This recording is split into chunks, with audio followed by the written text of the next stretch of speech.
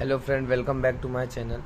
सो ये वीडियो में हम देखेंगे न्यूरॉन्स क्या होते हैं। सो बेसिकली न्यूरॉन्स क्या है, ये structure of function unit of the nervous system है। Nervous system means mainly nervous system work करता है ये न्यूरॉन्स के थ्रू।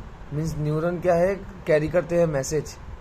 उसमें भी दो होते हैं, सेंसरी न्यूरॉन और मोटर न्यूरॉन। सेंसरी न्यूरॉन क्या करता है, information carried towards the brain and spinal cord. ये मोटर न्यूरॉन क्या करता है, ब्रेन और स्पाइनल कॉर्ड से कहाँ लेके आता है सिग्नल, पेरिफेरिस में, पेरिफेरल लिम्स में। ये हो गए दो टाइप्स के न्यूरॉन। अब न्यूरॉन्स का डायग्राम देखेंगे और न्यूरॉन्स का क्या स्ट्रक्चर है, बेसिक थिंग्स। सो न्यूरॉन्स का ये डायग्राम है। सो बेसिकली क्या होता है, ये डेंड्राइट्स। डेंड्राइट्स मीन्स क्या रहता है, फाइन ब्रांचिंग प्रोसेस रहते हैं जो कि सिग्नल को टुवर्ड द सेल बॉडी के थ्रू कैरी करते हैं। देन सेल बॉडी है। सेल बॉडी के अंदर क्या रहता है, वो सेम जैसे नॉर्मल सेल्स के अंदर रहता है, राइबोसोम्स, गोल्गी अपैरेटस, माइटोकॉन्ड्रिया। ये सब किसके अंदर है, सेल बॉडी के अंदर। नीसस ग्रैन्यूल एक एडिशनल रहता है, नॉर्मल सेल की जैसा सेम सारे अपैरेटस है except Nissl granule. Nissl granule क्या है, ये भी एक राइबोसोम्स है, resemble to the ribosomes, means similar to the ribosome है। और ये क्या बनाता है, प्रोटीन बनाता है जो कि needed for the transmission of impulses.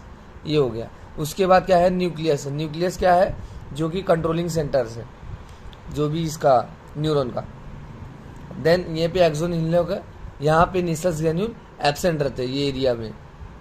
There is absence of the Nissl granule in the axon हिल्लोक।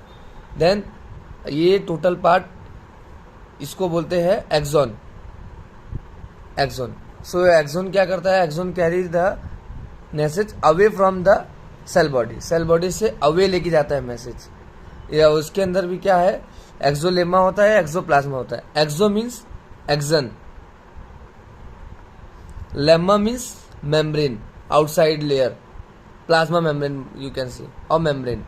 So outer membrane of the axon is called as the axolemma. Axoplasm means cytoplasm of the axon is called as the axoplasm. Same means जो cytoplasm normal cells में कैसा रहता है, cytoplasm रहता है, cytoplasm. तो cytoplasm means जो भी सेल्स है उसके अंदर जो भी ऑर्गेनल्स है विथ फ्लूइड, तो उसको बोलते हैं साइटोप्लाज्म। तो अगर वो एक्सोन का अंदर है तो उसको बोलते हैं एक्सोन प्लाज्म। देन ये क्या है, माइलिन शीथ है। किसी न्यूरॉन में माइलिन शीथ रहता है, किसी न्यूरॉन्स में माइलिन शीथ नहीं रहता है। सो माइलिन शीथ रहता है तो क्या करता है, कंडक्शन फास्टर करता है, बिकॉज यहाँ पे नेगेटिविटी रहता है। ये डायरेक्टली जंप होता है सिग्नल्स, डायरेक्टली इंफॉर्मेशन जंप्स होता है एक node of Ranvier to the next node of Ranvier. Node of Ranvier क्या होता है, दो माइलिन शीथ के बीच में जो गैप रहता है उसको बोलते हैं nodes of Ranvier. So impulse कैसा ट्रांसफर होता है, अगर माइलिनेटेड न्यूरॉन है, न्यूरॉन भी दो टाइप के होते हैं, myelinated and unmyelinated. Myelinated neuron बोले तो जिसके अंदर माइलिन शीथ प्रेजेंट रहे। माइलिन शीथ कौन बनाता है, स्वच्वान सेल।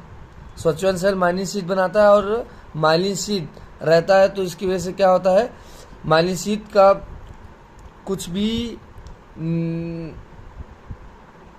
चार्जेस नहीं है। सो क्या करता है, direct jumping of impulse. Impulse क्या होता है, जंप होता है एक node of Ranvier to the next node of Ranvier. So jumping of impulse from one node of Ranvier to the next node of Ranvier is called as a saltatory conduction. Saltatory conduction, saltatory conduction. So jumping of impulse, impulse jumping होते, jumping of impulse,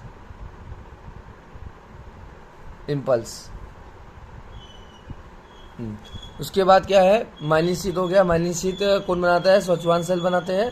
ये peripheral nervous system में, central nervous system में स्वच्वान cell absent रहता है, तो उसकी जगह कौन बनाता है, ओलिगोडेंड्रोसाइट्स करके एक सेल्स है, वो माइलिन शीथ प्रोडक्शन करते हैं। देन एक्सोन टर्मिनल है, यहाँ पे क्या रहता है, वेसिकल फील्ड विथ न्यूरोट्रांसमीटर।